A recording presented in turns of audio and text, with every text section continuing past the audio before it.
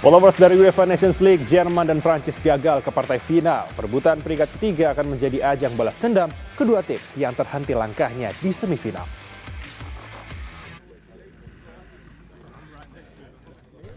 MPH Arena Minggu malam akan menjadi venue tempat digelarnya perebutan posisi ketiga UEFA Nations League.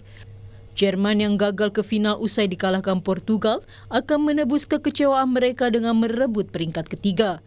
Pelatih Der Panzer Julian Nagelsmann diprediksikan akan merotasi skuadnya saat menghadapi Prancis.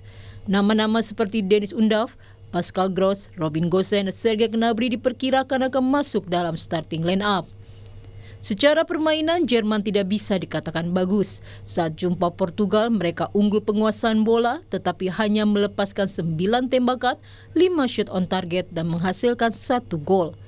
Tentunya di laga Minggu malam, Der Panzer ingin bangkit. Apalagi dukungan supporter dibutuhkan mereka untuk menghapus kekecewaan dari kekalahan di semifinal. Bagaimana dengan kubu lawan Prancis?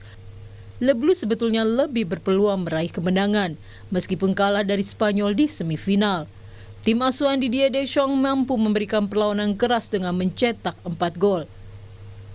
Tentunya laga melawan Der Panzer akan menjadi obat pelipur lara ketika gagal menuju partai final. Apalagi mereka secara peringkat FIFA lebih baik dari Jerman. Dari 5 pertemuan terakhir, kedua tim sama-sama mendapatkan 2 kemenangan dan sekali imbang dalam berbagai kompetisi. Adapun pertemuan terakhir terjadi pada laga uji coba 24 Maret 2025 dengan kemenangan Jerman. Kini, Kylian Mbappe dan kawan-kawan akan menebusnya di laga Minggu malam dengan mempermalukan Jerman di depan pendukungnya sendiri.